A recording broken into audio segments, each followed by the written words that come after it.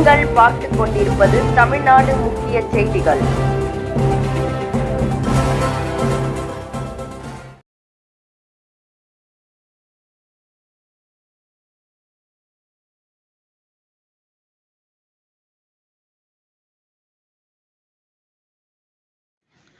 வணக்கம்.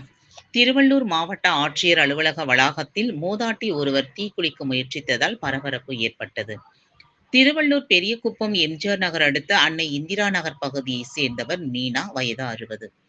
இவரது கணவர் சேகர் உடல்நலக்குறைவால் உயிரிழந்துவிட்ட நிலையில் 2 பெண் பிள்ளைகள் மற்றும் ஒரு மகன் உள்ளார்.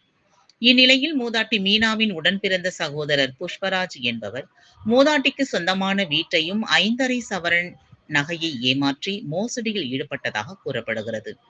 இது குறித்து மீனா திருவள்ளூர் டவுன் போலீசில் புகார் கொடுத்துள்ளார். ஆனால் போலீசார் எந்த நடவடிக்கையும் எடுக்கவில்லை என கூறப்படுகிறது.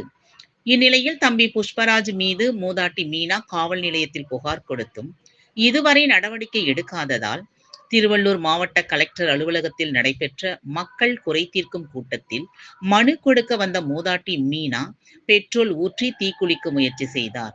அப்போது பாதுகாப்பு பணியில் இருந்த போலீசார் மூதாட்டியை மீட்டு காவல் நிலையம் அழைத்து சென்று விசாரணை நடத்தி வருகின்றனர். இதனால் மாவட்ட கலெக்டர் அலுவலகத்தில் சிறிது நேரம் பரபரப்பு ஏற்பட்டது.